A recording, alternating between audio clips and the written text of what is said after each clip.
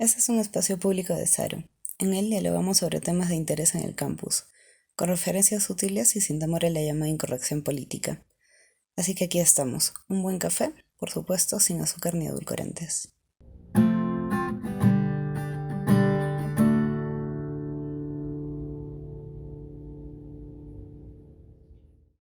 Hola, el día de hoy nos ha tocado hablar sobre un tema que justifica totalmente el nombre de Sin Azúcar, porque si hubiéramos hablado de esto en un campus universitario, hubiera provocado que nos linchen. Vamos a hablar sobre la democracia, así que vamos a verlo. Bienvenidos a una nueva edición de Sin Azúcar. El día de hoy nos encontramos con Juan Pablo Torres, director de Saro, y a Franco Palacios, estudiante de Psicología. Vamos a hablar sobre actualidad y horizonte en la democracia, un tema importante, pues estamos próximos a las elecciones. Así que, Juan Pablo, ¿vivimos realmente en una democracia? Bueno, ya en principio estamos en problemas gracias al tema que han puesto acá sobre la mesa. Y los problemas arrancan por la propia definición de democracia. La mayoría de gente, cuando usa el término, da por sobreentendido que sabe a qué se refiere, y lo que la mayoría de nosotros demuestra más bien es tener solamente una idea en torno a qué es democracia, lo mismo que en torno a qué es libertad. Son dos palabras estrechamente relacionadas cuya definición puede poner en aprietos a prácticamente quien sea. La palabra democracia proviene de dos raíces, una es demos y la otra es kratein. Demos refiere a una cantidad importante de gente, a una comunidad, y no tanto eso, sino más bien una suerte de masa.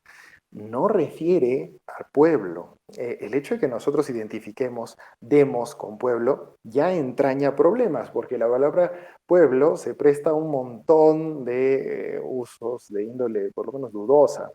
Y Kratein, por otra parte, es el verbo gobernar. De manera que cuando hablamos de democracia, estamos hablando de prácticamente cualquier sistema de gobierno en el que entra a tallar el voto o se manifiesta la voluntad de la mayoría de la población de un determinado territorio.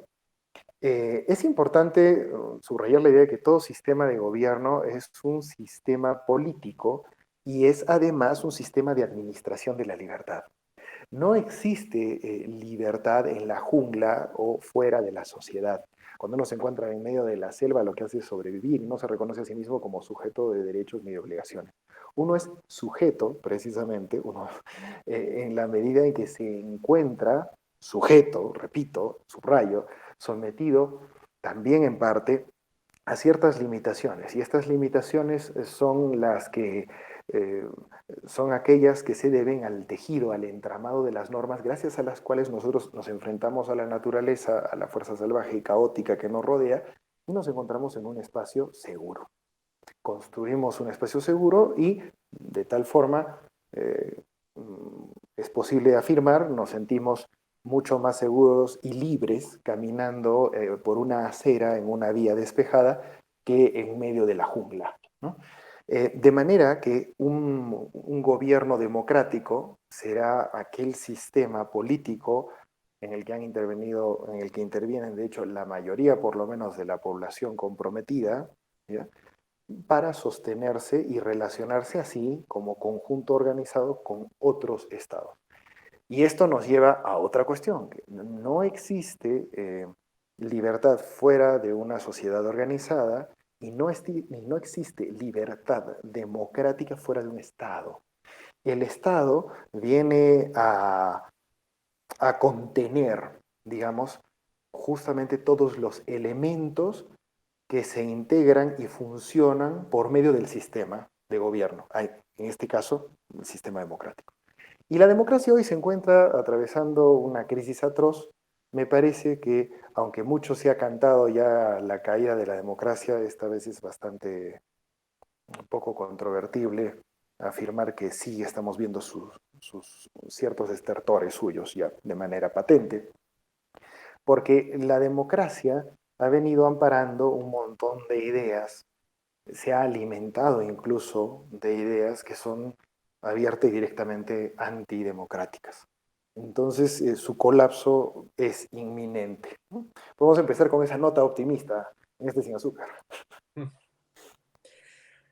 Yo tenía entendido hasta ahora que en Perú vivimos una democracia representativa.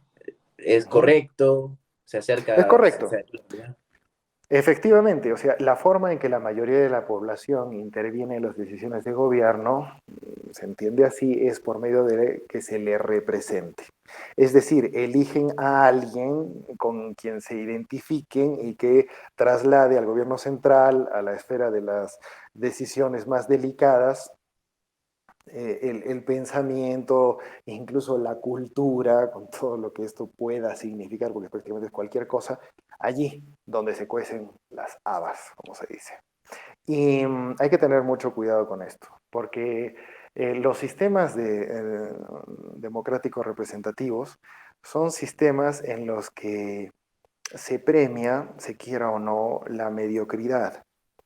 Eh, pues de la misma forma en que es completamente cierto que una cadena se rompe por su eslabón más débil, que una caravana va tan rápido como despacio va el más enclenque de sus coches, ¿ya?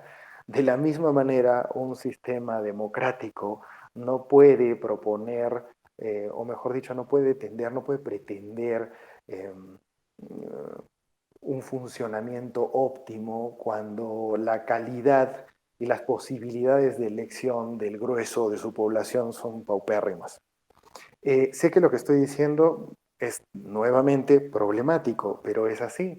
Y obviamente acarrea un montón de otras preguntas, como eh, algunas de las cuales han sido planteadas ya hace literalmente miles de años, ¿no? ¿Cómo es posible que para la fabricación de barcos y de grandes edificios se llame a especialistas y nos parezca una tontería llamar para que dé su opinión a alguien que no tiene ningún conocimiento en la materia? Y sin embargo, para decisiones del Estado que requieren un nivel de especialización en su conocimiento vasto y claramente demostrado, apelemos a todo mundo, ¿no? Esa es una de las grandes cuestiones, ¿no? Entonces, automáticamente, ¿por qué el voto de todos vale lo mismo? ¿Por qué Mm. estaría mal para la democracia que tenemos? Hace al margen de las calificaciones que se le pueda dar a la situación, ¿no? De mala o de buena, tenemos que entender lo que en principio habíamos señalado. Existen varios sistemas de gobierno democrático y existen distintas formas de desarrollar la representatividad. La forma más simple en su esquema fundamental es igualar la calidad, el peso, digamos, de los votos de toda la población. Y no es necesario que yo señale cuáles son las fallas obvias de dicho sistema, ¿no? Tenemos que recordar que los primeros sistemas democráticos, los primeros estados democráticos, en primer lugar no tenían poblaciones tan grandes como las de los estados actuales, y en segundo lugar no hacían que toda su población votase. ¿Ya? De manera que en algunos casos por arbitrariedad condenable y en otros casos en el afán de garantizar que votasen solamente quienes tenían verdadero y probado conocimiento de materia de gobierno, sea como fuere, digo, no todo el mundo votaba y de hecho era una minoría. Era una especie de democracia aristocrática, ¿no? O con una clara jerarquía en el esquema mismo de sobre el cual se erigía. Ok, em, bueno, escuché que dijiste que la democracia está en crisis. Uh -huh. ¿Hay actualmente algún sistema mejor que la democracia? Bueno, muchas veces he dicho que la democracia es el sistema menos malo de cuantos tenemos así a disposición. Me parece discutible y me parece que esa discusión se prestaría más bien a un foro mucho más amplio y no solamente, y no digamos al formato de este sin azúcar. Pero creo que es importante apuntar aquí mismo que a menudo nosotros tendemos a concebir eh, la organización de los estados cediendo al ideal y a una suerte de romanticismo muy alejado de lo concreto. Por ejemplo, en las próximas elecciones, la mayoría de gente se siente decepcionada porque espera encontrar candidatos a la medida, merecedores de su voto, ¿no? Ya esto entraña de por sí, sé que no estoy diciendo algo con lo que probablemente quienes nos escuchan comulguen, ¿no? Es un poco, tiene algo de hipócrita, pues, ¿no? O sea, esperar que alguien sea digno de nuestro voto. Bueno, primero evaluémonos nosotros mismos, ¿no? Y por otra parte, digo, esto es completamente, no completamente, es carente de sentido, pues nos estamos olvidando que no estamos eligiendo a alguien que nos haga quedar bien. Estamos eligiendo a alguien que en determinado periodo, en un contexto histórico claramente determinado, demuestre tener las competencias suficientes para ayudarnos a todos a atravesar los problemas, las situaciones de crisis, en la medida de lo posible, mejorar el sistema mismo de gobierno que le ha permitido a ese sujeto y a su equipo estar allí donde están y garantizar próximas elecciones lo más transparentes posible. Entonces, no siempre la persona que elijamos para lograr este propósito complejo va a ser alguien muy simpático, ni muy agradable, ni muy carismático, ni de nuestra línea política, sea lo que sea que uno entienda por ello. Que en las redes se siga peleando, que no discutiendo, aventando de un lado para el otro, como si se tratase de stickers adhesivos, calificativos como facho, derechista, rojo, quemallantas, terruco. Es una clara muestra de el único punto, esto va a sonar un poco duro quizá, el único destino claramente previsible que tenía la democracia posmodernista. ¿Por qué digo esto? Porque la democracia como la tenemos hoy se sostiene gracias a la esperanza de que quienes nos representan a nosotros, si no son elegidos en un periodo, lo sean al siguiente. ¿Ya? Entonces, en este juego de cambio, de intercambio de roles, en el que unos suplen a otros, ¿ya? Es necesario que haya un permanente enfrentamiento, pues uno mismo no se reconoce así si es que no se opone a otros, ¿ya? Dicho en términos más simples, la democracia necesita para sostenerse que buena parte de la población se reconozca a sí misma como perteneciente a una microcomunidad. Y esto es muy claro, alimenta, es caldo de cultivo de ideologías.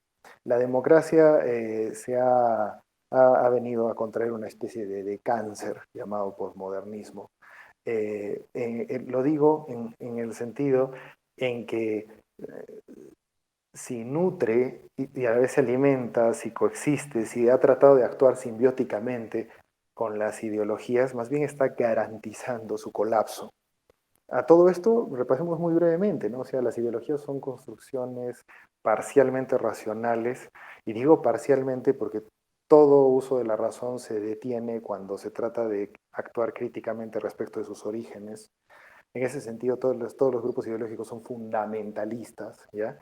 Entonces, y las ideologías existen solamente para brindar identidad a aquellos quienes dicen forman parte del grupo, pues que creen ellas, digamos, ¿no? Y necesitan además ser reconocidas por otras comunidades ideológicas y lo logran por medio del enfrentamiento, en la distinción de ellos. Las ideologías por eso proliferan. La gente tiende a buscar formas de identificarse a sí misma como gente especial y por tanto a veces le va a resultar cómodo formar parte de una gran masa cuando la masa obviamente tiene la razón, por ejemplo en un linchamiento, ¿ya? O como parte de una comunidad pequeña porque es exclusiva, ¿no? El asunto es bastante complejo, ¿no? Y de hecho se complica mucho. Además de ser complejo de por sí, digo, se complica en el ámbito de los discursos que se enfrentan unos a otros, especialmente en debates, ¿no? Los debates no contribuyen especialmente en los procesos electorales. Mucho más sencillo sería que nos demos el trabajo todos de leer planes de gobierno, pero creo que es demasiado pedir por ahora, ¿no? Para algunas personas, por supuesto, para algunas personas, no para todos, ¿no? Entonces, lo que nosotros vemos en la actual democracia, o lo que lamentablemente nos permite identificarla como tal y distinguirla de la griega y de la inglesa, aunque se pintaba de otra cosa, y de la estadounidense, mal llamada norteamericana, etcétera, es la actual democracia, y esta vez sí, más allá de los territorios, es decir, la democracia como se la vive en distintos ámbitos, en todos los cuales se habla de democracia sin estar seguro de qué se habla. Digo, su sello distintivo es precisamente que promueve las políticas identitarias. Y todo esto es un problemón, cuyo germen fundamental se encuentra, obviamente, bueno, en múltiples partes, ¿no? Pero efectivamente, por eso hablaba de esto como de un cáncer, ¿no? Que ha hecho metástasis. Pero digamos que sigue cobrando fuerza a partir del trabajo en un órgano de este cuerpo ya envejecido, que es el de la educación, ¿no? Se promueve, no digo el rescate de lenguas en riesgo de desaparición, sino su utilización, lo cual implica la negación del uso de un lenguaje común para que todos nos entendamos en una comunidad única. ¿Ya? De hecho, se sataniza el uso de un solo lenguaje. Eso es nefasto para cualquier sistema de organización básico. ¿Ya? A mí me llama mucho la atención ver tanta gente que de hecho dice que se enseña a leer y escribir solo en este idioma de tal comunidad y luego en este otro, en este otro. Por Dios, si es que no aprenden español, por ejemplo, en nuestro país, están perdidos, ¿ya? Es una cuestión concreta, es la realidad. Y eso no significa condenar a la desaparición las otras lenguas, aunque probablemente implique que su uso sea mantenido, sostenido en círculos muy pequeños. Pero es que a veces tiene que ser así, ¿ya? Para que sobrevivan. Es más, o sea, no para condenarlos, sino justamente para que sobrevivan. Se promueve la mayor cantidad posible de agrupaciones de corte gremial sin que se sepa en realidad si existe una razón consistente para que existan en sí mismas, ¿no? Se promueve en tal sentido los nacionalismos a través de los lenguajes y a través de esta suerte de agremiación. Se hace pedazos el ya de por sí dudoso término cultura, llamando cultura a lo que sea, y por tanto una persona que no piensa igual a otra puede decir que se debe a su cultura, y su cultura merece ser representada y por tanto debe protegérsele. Es un caos, es realmente un caos. Y en las escuelas se promueve todo esto que estoy diciendo, partiendo, entre otras cosas, de la condena de la ciencia, ¿no? Se fomenta insistentemente, o sea, la supuesta, se prioriza, ¿ya? Se prioriza la sensibilidad del estudiante como si bastase esta para garantizar el logro de conocimientos, la capacidad de observación, de pensamiento crítico, de la capacidad de discutir, de intercambiar ideas de manera inteligente, no por un espectáculo, ¿no? En un show en el que se aplaude a los chicos que aparentemente se desenvuelven mejor en roles que en nada se distinguen a los de juegos adolescentes, ¿no? No, o sea, es un problema realmente serio. Se promueve esto y se dice que la sensibilidad es suficiente. No es suficiente, es importante, la sensibilidad es importante, ¿ya? Los afectos son importantes, los sentimientos son importantes, porque son el punto a partir del cual, y uno debe atenderlo siempre, se empieza a desarrollar más bien el pensamiento racional para saber qué hacer con ellos, para saber qué hacer con ellos. Los sentimientos y los afectos eh, son, son trampas eh, para la persona que no sabe qué hacer con ellos, para quien no sabe cómo gestionarlos y cómo gestionarse a sí mismo, ¿no? En general. Y todo esto guarda una estrecha relación. Espero que no se esté enredando mucho, pero en ningún momento hemos salido del asunto democrático. Las escuelas son lo que son hoy porque se habla de educación democrática en la cual cada estudiante tiene un voto que pesa lo mismo que los de todos los demás, y ese rollito de todos somos únicos y especiales polvo de estrellas, no es verdad. No es verdad. Y la vida real no es así. No es así. Y si nosotros queremos una prueba patentísima de eso, pues veamos qué es lo que pasa en democracia. Nuevamente me sacas de mis apuntes, así que ¿Cuál sería entonces la solución que se puede proponer o esbozar? Eh, ¿Deberíamos dejar que la democracia en la crisis que está continúe hasta su fin? ¿Retomar alguna democracia distinta? Pero creo que por lo que mencionaste de la cantidad de población que tenemos también es un poco más complicado. Ujú. O sea, ¿qué solución podemos esbozar frente a este problema? Mira, para no pecar de imprudencia, me parece que sí es posible señalar algunas cuestiones concretas que todos quienes nos escuchan a lo mejor consideran eh, posible, bueno, que contemplen, ¿no? Como posibles soluciones. En primer lugar, reconocer la realidad tal cual y deshacernos de mitos que nosotros mismos hemos contribuido probablemente por mucho tiempo a, a armar con nosotros, a partir de nosotros, sobre nosotros, ¿ya? Sometiéndonos luego como si estuviésemos comprometidos con algo concreto que no lo es. ¿Ya? Eso en primer lugar, ¿no? En segundo lugar, me parece prudente, dejar de maldecir a los políticos, o sea, que a lo largo de tantos siglos se siga diciendo los políticos son cochinos, la política es fea, la política es sucia. A mí me parece tremendamente infantil, ¿ya? Y no lo digo en un tono amable, en un modo amable. Este, alguien tiene que hacerse cargo en determinado momento del desarrollo de... Todo tiene un precio. Y no estoy diciendo con esto que se justifiquen sobornos ni ninguna forma de corrupción. Estoy diciendo que cualquiera sea la decisión que uno tome en determinado momento, en un cargo de alta responsabilidad, va a generar disconformidad en un bloque de la gente a cargo. Eso es inevitable y es perfectamente lógico que esas personas encuentren dudosas las motivaciones de quien está tomando dicha determinación. ¿Ya? Eh, es por supuesto deseable que los políticos sean gente pues ejemplar, ¿ya? Pero yo me pregunto cuántas personas ejemplares hay del otro lado de la pantalla, porque de este lado no lo soy yo, por ejemplo, ¿no?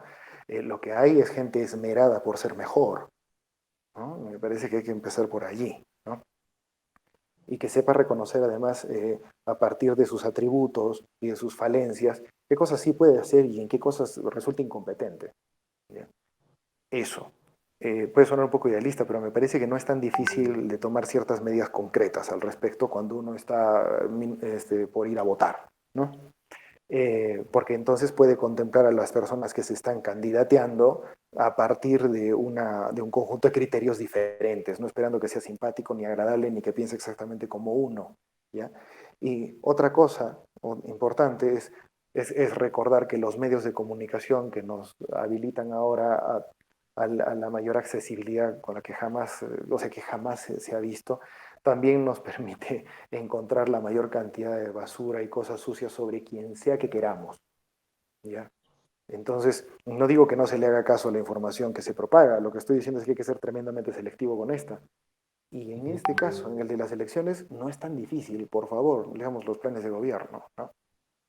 Eh, y por último, atender una situación social que tiene que ver directamente con el aislamiento social. Y que es algo que creo, me permito poner ahí sobre la mesa, debería preocuparnos a todos.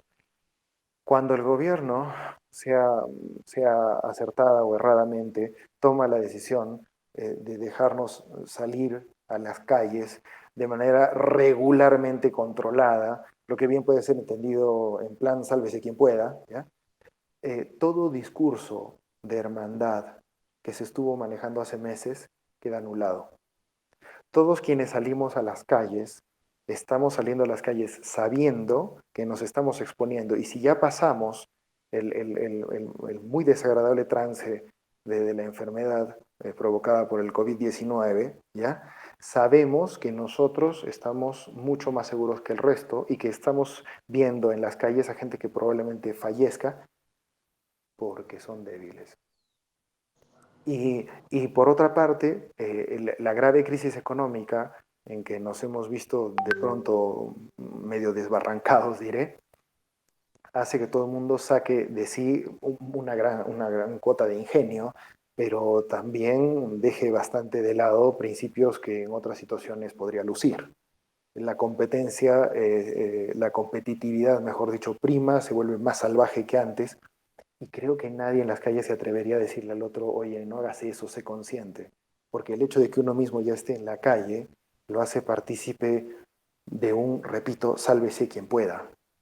Y cuando prima el sálvese quien pueda, eh, bueno, o mejor dicho, a ver, complétese la receta, ¿no? En un sistema democrático en el que todos creemos que valemos lo máximo, en el que todo el mundo cree que todo el mundo puede opinar y todo el mundo está dispuesto a salvarse el pellejo solo a sí mismo, pues estamos en un serio problema, ¿no? Entonces, procurar espacios de diálogo para saber que no vamos a estar de acuerdo es importante. Querer estar siempre de acuerdo con las demás personas es también infantil, no tiene sentido. La madurez de alguien queda manifiesta en su capacidad de convivir con otros sin estar de acuerdo con ellos. ¿Ya? ¿Qué va a pasar con la democracia?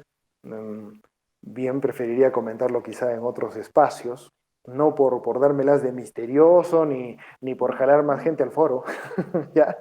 Sino, ¿ya? Sino porque de hecho me parece que toda exposición de un juicio en ese sentido requiere como mínimo la exposición crítica de sus causas. Claro que sí. Bueno, muchas gracias Juan Pablo por poder resolver todas estas dudas en la mejor medida posible. Espero que también haya sido de gusto de todas aquellas personas que nos ven, que tomen en cuenta esto, estamos próximos a las elecciones. Y recuerden que pueden seguirnos en nuestras redes sociales, en Instagram como saro.foros, en YouTube como saro-el canal y en Facebook como saro todo en mayúsculas. Así que nuevamente muchas gracias Juan Pablo por todo lo que nos has podido aportar. Gracias a ti, Gianfranco, y gracias a quienes nos ven siempre, nos siguen, sean bienvenidos a este espacio y a esta comunidad. Nos vemos, cuídense. Nos vemos.